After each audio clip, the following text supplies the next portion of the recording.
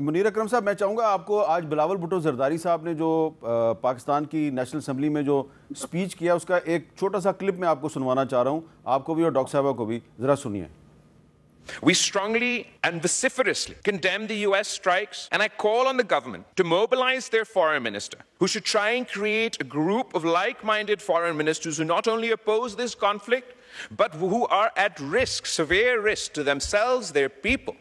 This time first they came for the Palestinians, but the world did not speak out because they weren't Palestinian. Then they came for the Lebanese, but we did not speak out because we were not Lebanese. And then they came for the Yemenis, but we did not speak out because we're not from Yemen. And now they have come for Iran. If we do not speak out, Mr. Speaker, there will be no one left when they come for us.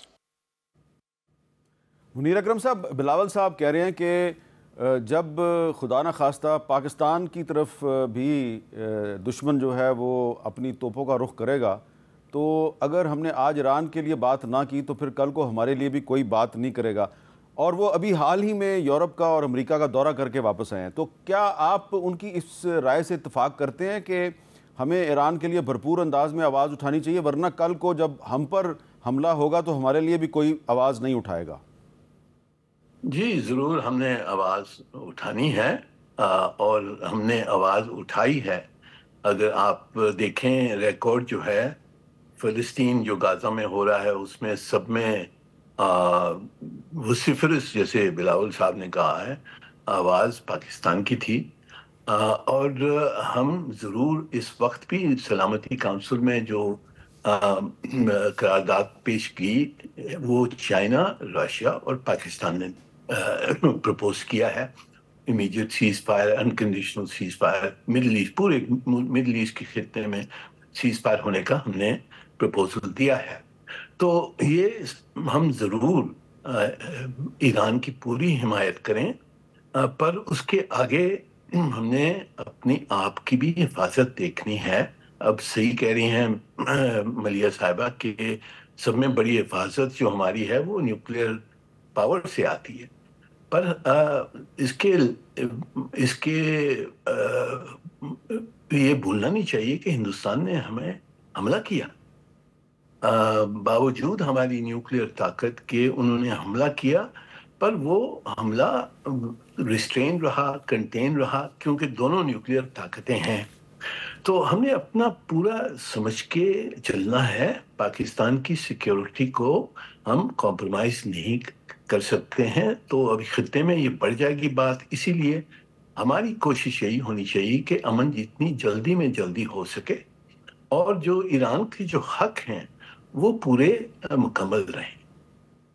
اچھا doctor Millia Lodhi صاحبہ، ایک اسرائیل کا بڑا مشہور اخبار ہے hearts, اس کی جو ایڈیٹوریل ہے اس میں یہ شکوہ کیا گیا ہے کہ ایک طرف تو نیتن یاہو جو ہیں وہ ایران کے خلاف لڑ رہے ہیں، لیکن دوسری طرف وہ اسرائیل میں جمہوریت کے خلاف انہوں نے جنگ شروع کر دی ہے اور رائٹ ٹو پروٹیسٹ اور فریڈم آف ایکسپریشن سارے حقوق انہوں نے چھین لیے ہیں. اور انہوں نے لکھا ہے کہ جب حیفا میں ایک مظاہرے میں شامل خاتون نے نو ٹو وار، سٹاپ دا وار کا اس نے بینر اٹھایا ہوا تھا تو اس کو گرفتار کر لیا گیا اور کہا گیا کہ یہ غیر قانونی ہے. تو آپ کو کیا لگتا ہے کہ جو نیتن یاہو ہے وہ کہتا ہے کہ ایران کی رجیم جو ہے وہ ڈکٹیٹرشپ پہ مشتمل ہے، مذہبی انتہا پسندوں کی ڈکٹیٹرشپ ہے، تو آپ نیتن یاہو کی جو حکومت ہے، اس کی جو رجیم ہے، اس کے بارے میں آپ کیا کہیں گی؟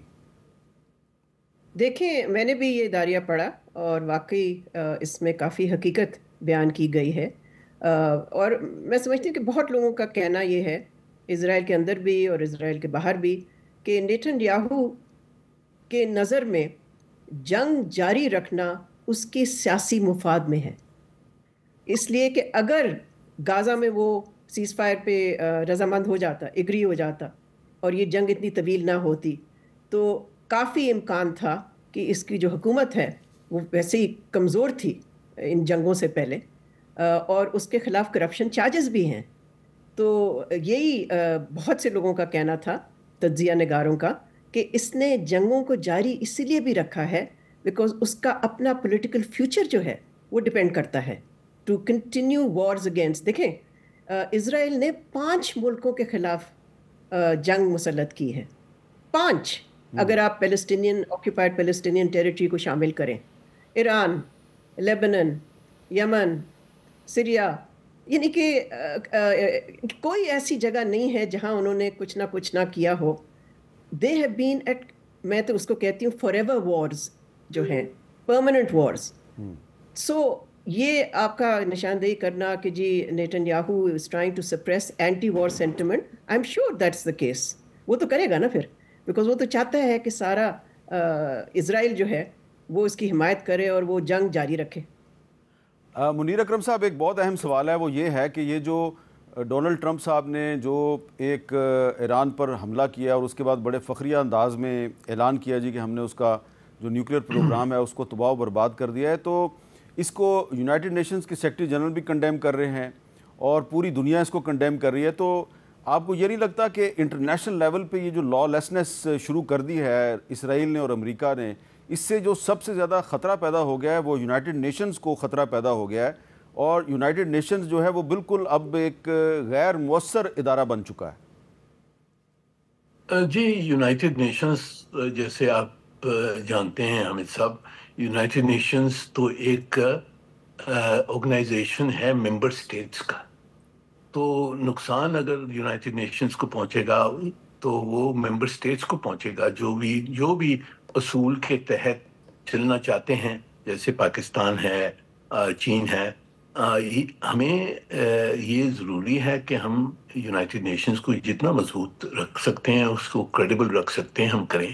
اسی لیے ہماری انیشیٹیوز جو ہیں، پرپوزلز ہیں، وہ یونائٹڈ نیشنز سلامتی کونسل، جنرل اسمبلی کے تحت ہم نے چلائی ہیں، کیونکہ ہم سمجھتے ہیں کہ یونائٹڈ نیشنز چارٹر اور یونائٹڈ نیشنز آرگنائزیشن یہ ایک سینٹرل ایکٹر ہونا چاہیے یہ انٹرنیشنل جو پیس اینڈ سیکیورٹی میں. پر حقیقت یہ ہے کہ امریکہ اور اسرائیل خاص کر کے، اب اسرائیل تو ایک آؤٹ لا اسٹیٹ بن گیا ہے، اور جو نیتن یاہو صاحب ہیں ان کو تو پوری دنیا نے، ان کو کرمنل کورٹ نے ان کے خلاف وارنٹس ایشو کی ہیں. سب جانتے ہیں کہ کس طرح سے جینوسائیڈ ہوئی ہے غازہ میں. انٹرنیشنل کورٹ آف جسٹس کی وہاں آرڈرز ہیں ان کے خلاف. تو وہ تو سب سمجھتے ہیں کہ ایک لالس اسٹیٹ ہے، اور اس کی جو سپورٹ ہے، why is it a lawless state اور روگ اسٹیٹ، کیوں اتنی امپیونٹی ہے؟ وہ امپیونٹی ہے کیونکہ ان کو امریکہ کی سپورٹ ہے، امریکہ سب میں بڑی طاقت ہے، امریکہ کا ویٹو ہے، امریکن سپلائز ہیں. تو اس لیے وہ روگ اسٹیٹ بن گیا ہے. ہم نے یہ سب چیزیں دیکھنی ہیں، اور اپنی خود کی حفاظت کرنے کے لیے ہم نے we have to be self sufficient, self reliant, جیسے ملیاں کہہ رہی تھیں. We have to depend on ourself. آخر میں کوئی نہیں آئے گا ہمیں مدد کرنے کے لیے، صرف چین ہمارے ساتھ کھڑا ہوا ہے. تو یہ ہم نے ریلیشن شپ جو چین کے ساتھ ہے اور جو ہماری قوت ہے اس کو بالکل مکمل اور تغرید رکھنا ہے، otherwise they will be consequences for us. بہت شکریہ منیر اکرم صاحب، بہت شکریہ ڈاکٹر ملیحہ لودھی صاحبہ.